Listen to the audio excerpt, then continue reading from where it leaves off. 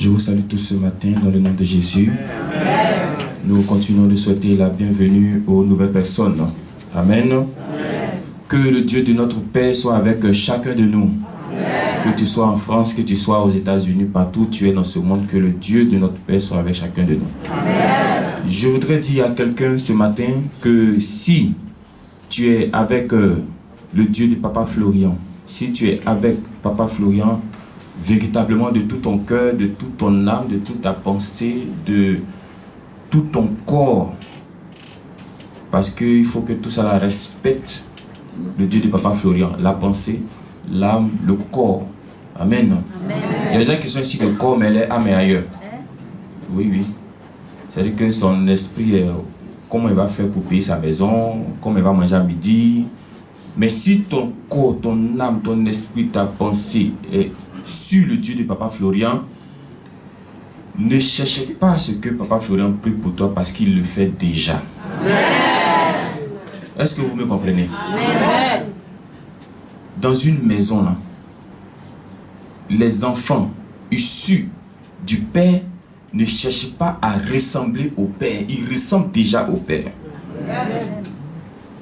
Et si toi, tu sais dans ton cœur que tu es vraiment avec le Dieu de Papa Florian, je me répète, ne cherche pas à ce qu'il prie pour toi parce qu'il prie déjà pour toi.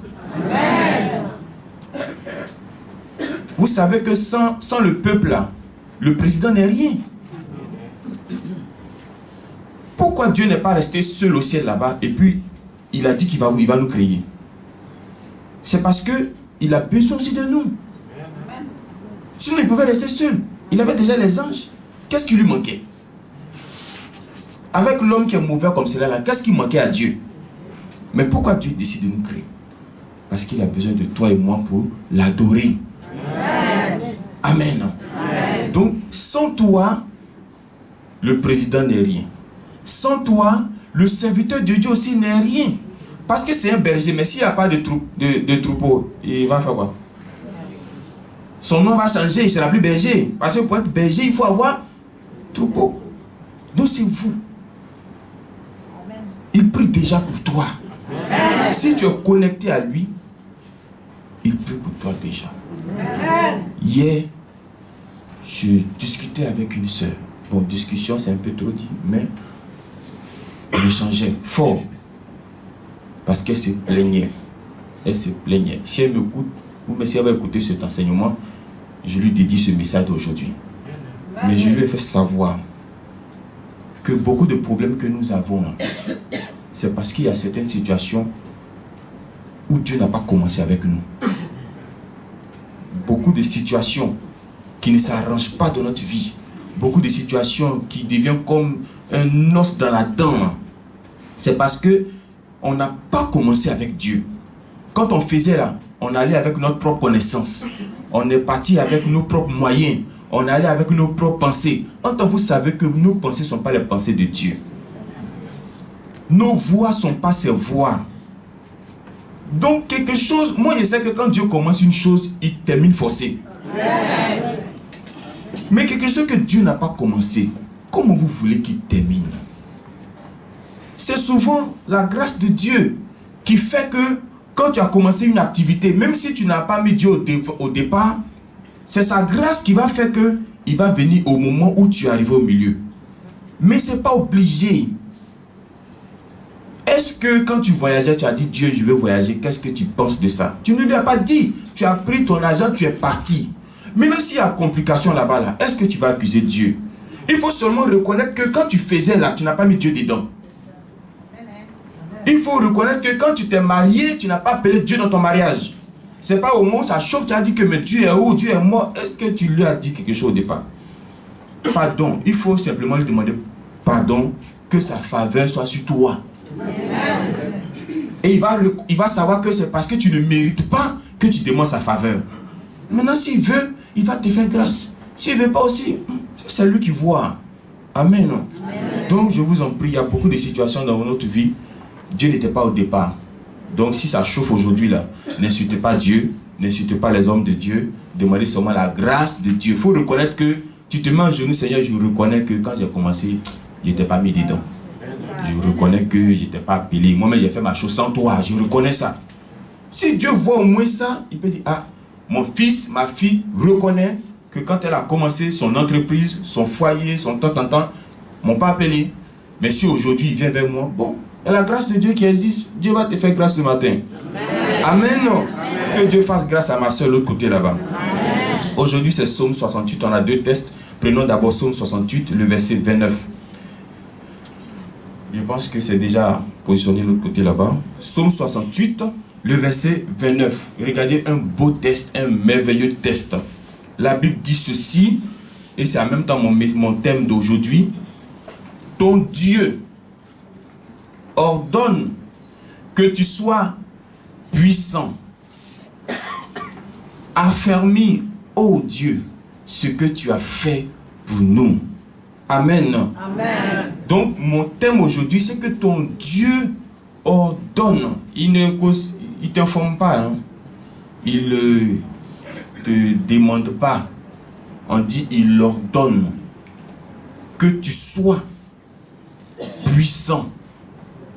Amen. Amen.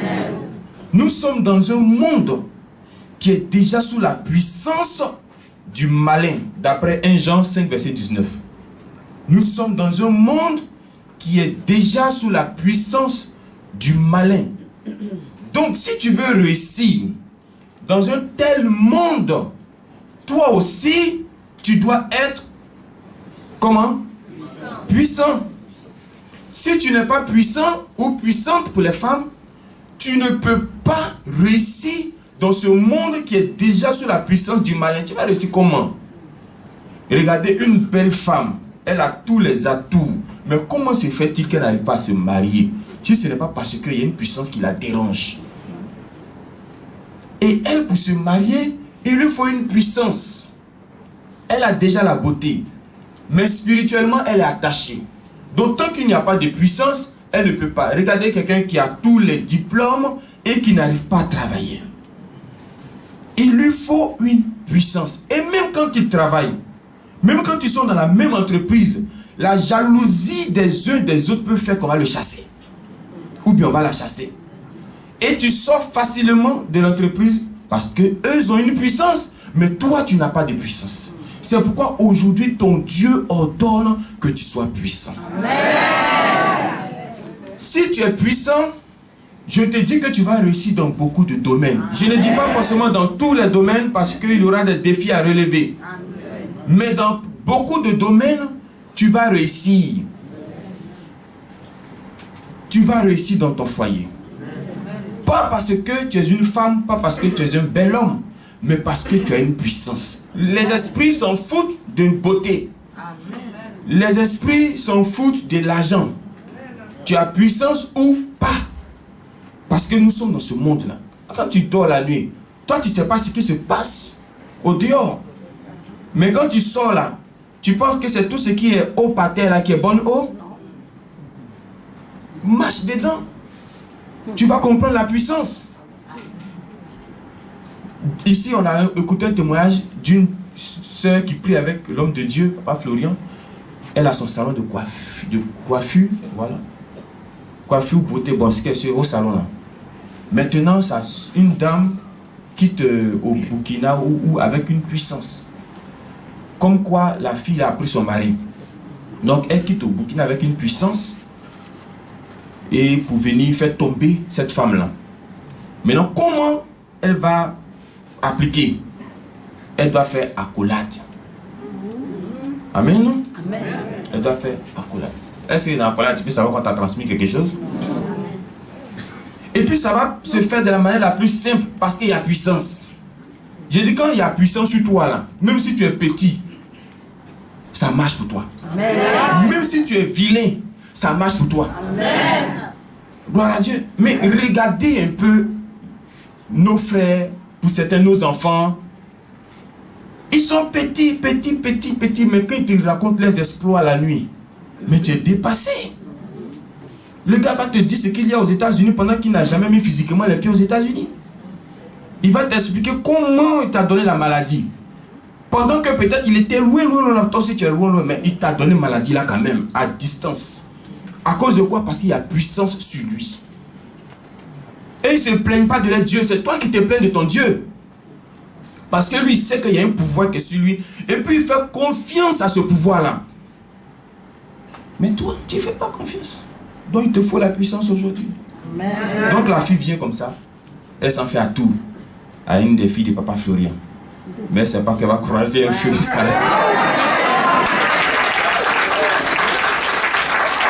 Je sais que la grande question aujourd'hui, c'est comment toi qui n'as pas cette puissance, tu vas faire pour la recevoir. Amen.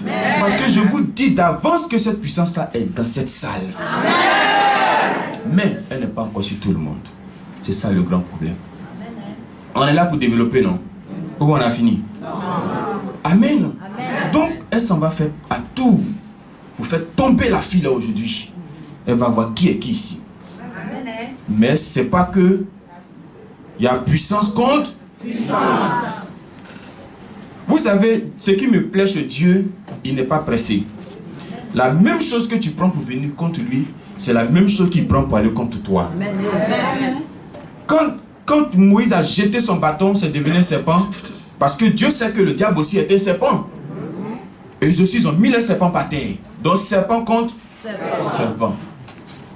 Rappelez-vous que le peuple d'Israël, là, c'est les serpents qui sont allés les piquer dans le désert et puis ils ont commencé à tomber malades. C'est aussi un serpent qu'ils ont placé en haut et tous ceux qui regardaient ce serpent avaient la solution.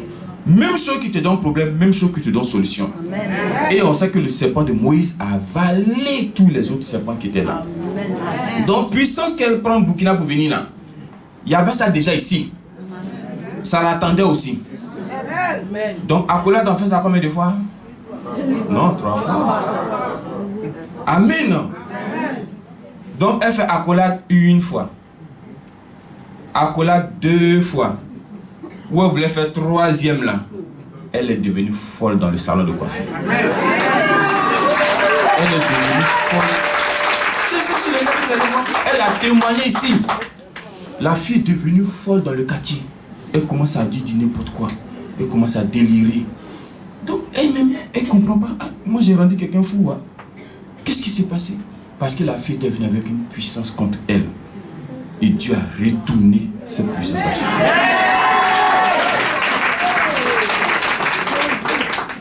Si cette puissance est sur toi là, c'est en ce moment-là que tu n'as pas besoin de fournir d'efforts. Ce n'est pas effort qui va te sauver, c'est puissance qui va te sauver. C'est pourquoi ici, il a tout regardé, il dit ton Dieu ordonne que tu sois puissant. Amen. Amen. Amen. Comment être puissant? Ou comment recevoir cette puissance-là? Il te faut d'abord avoir un Dieu. Parce qu'ici on dit ton Dieu.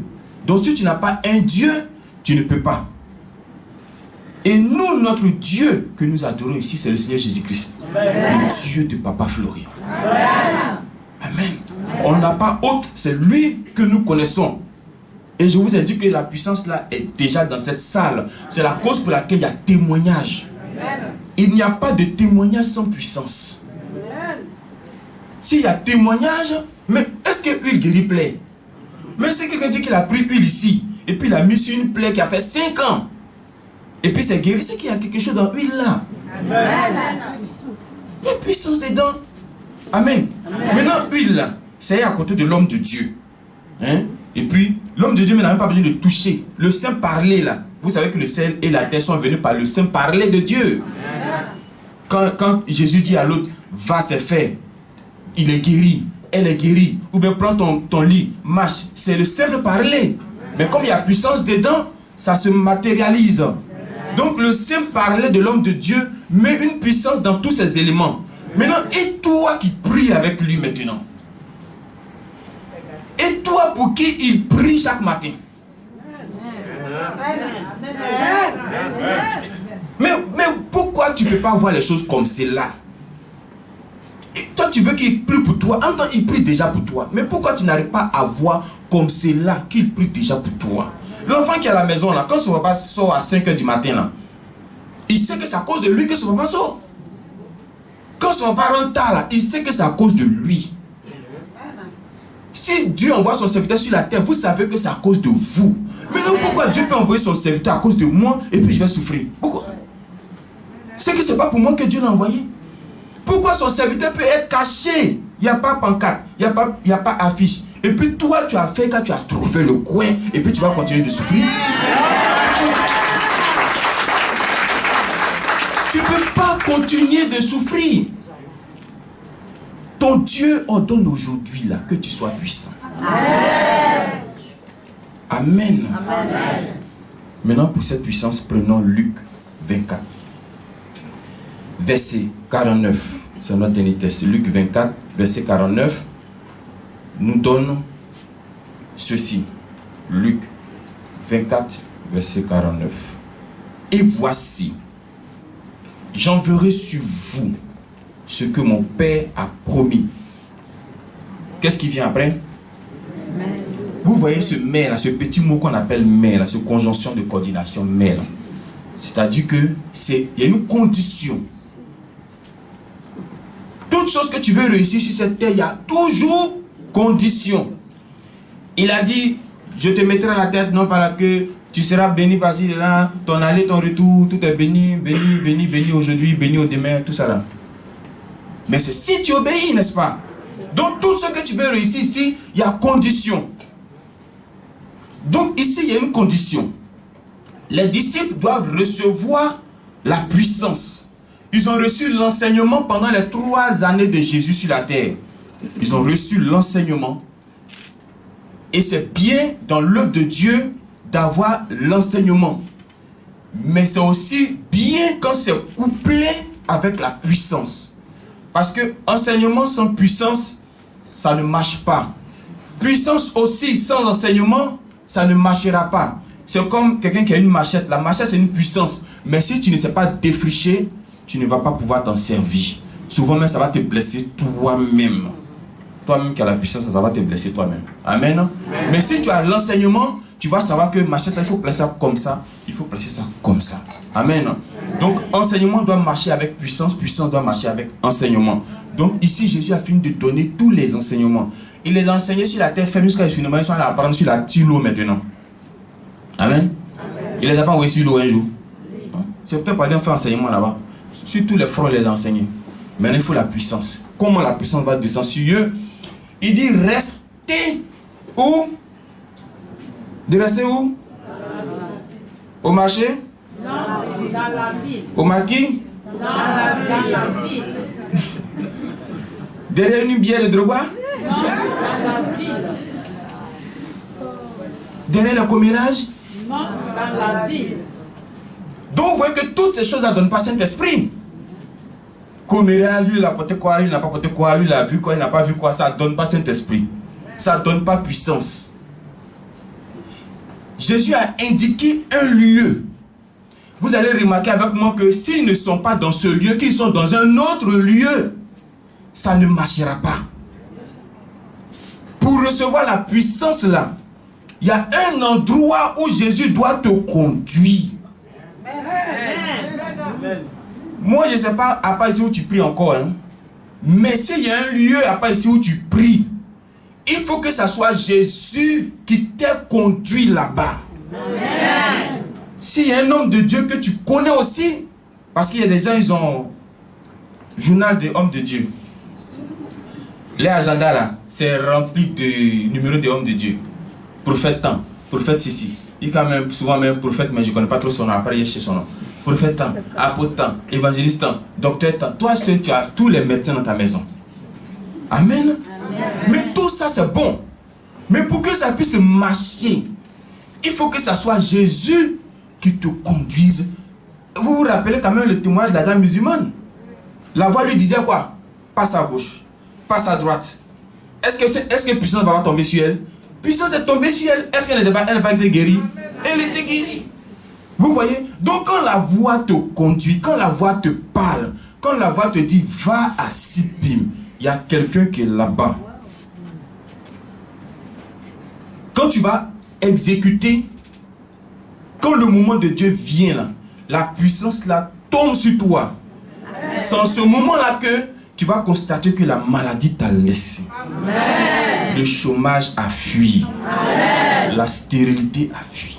Amen. Amen. Donc Jésus a donné un endroit, un lieu Il dit restez là-bas. Jusqu'à ce que. Il n'a pas dit de rester. Et puis après, tu dis bon, comme il est un peu fatigué là, il revient après. Hein. Non, non, non, non. Il faut être constant dans ce que tu fais. Quand la Bible dit veillez-y avec une entière persévérance là, c'est la constance simplement. Si c'est Jésus qui t'a montré ici, mon frère, ma soeur, tu n'as plus besoin de chercher. Parce que ici, la puissance là, elle est là déjà. Et elle peut être sur toi. Que tu sois en France, aux États-Unis, c'est pas où. Si Jésus t'a conduit vers Papa Florian, reste là. Parce que de la manière qu'il les a conduits, plus tard, vous allez voir dans Actes chapitre 2, verset 2, qu'il y a une puissance, une force qui est tombée sur eux là-bas. Donc pour la recevoir, il faut que ce soit Jésus qui te conduise. Et pour la plupart d'ici, ce n'est pas Papa Florian qui vous appelle ici. C'est le témoignage que vous avez entendu là, qui vous envoie ici. En tant que Jésus égale témoignage. Amen. Maintenant, quand il t'envoie ici, il y a action de rester. Il dit, rester jusqu'à. Vous voyez, non? Si c'est tombé sur toi que tu veux partir, il faut partir. Mais si ce n'est pas encore tombé sur toi, reste. Mais moi, je ne pense pas qu'un lieu qui t'a fait du bien, tu vas quitter. Tu vas encore rester. Donc, il y a rester multiplié par rester qui est sur toi maintenant. Gloire à Dieu. Que Dieu nous bénisse ce matin. Donc, on n'a pas besoin de beauté. Hein. On n'a pas besoin de gens qui parlent beaucoup. On a besoin de puissance. Amen. Il faut demander la puissance là. Et je sais que le 20 avril prochain, il y a une puissance qui va tomber sur nous. Que Dieu nous bénisse.